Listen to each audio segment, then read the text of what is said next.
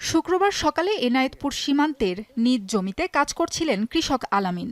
এমন সময় বিএসএফ সদস্যরা তাকে ধরে নিয়ে যায় ক্যাম্পে।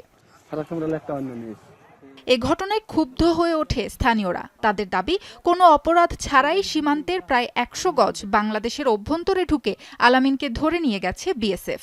এর কিছুক্ষণ পর বাংলাদেশের অভ্যন্তরে ঢুকে পড়া ভারতীয় নাগরিক নারায়ণ চন্দ্র রায়কে আটক করে বিজিবির কাছে সোপর্দ করে স্থানীয়রা।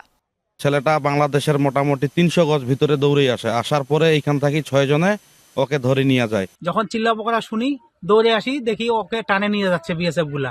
আমরা আটকানোর চেষ্টা করেছিলাম, কিন্তু ওদের কাছে যাইতে পারিনি। ওদের কাছে আপনার হাসুয়া ছিল আর লাঠি ছিল। বিকেলে দুদেশের সীমান্তরক্ষী বাহিনী পতাকা বৈঠক করে হস্তান্তর করা হয় আটক দুজনকেই। ওরা কিছুটা বাংলাদেশের মধ্যে চলে আসছিল, এটার ব্যাপারে আমরা তাদেরকে কড়া প্রতিবাদ জানিয়েছি। কোনোভাবেই আপনারা আমাদের দেশের সীমানা, আন্তর্জাতিক সীমা রেখে যেটা আছে যদি ক্রস না করে, তাদেরকে বলা হয়েছে। বিজিবির সাথে বৈঠকে বিএসএফ জানায়, ভুল বোঝাবুঝির কারণেই ওই কৃষককে ধরেছিল তারা। এমন ঘটনার পুনরাবৃত্তি যাতে না হয় সে বিষয়ে বিএসএফকে সতর্ক করেছে বিজিবি। সাবরিনা লিজা, যমুনা নিউজ।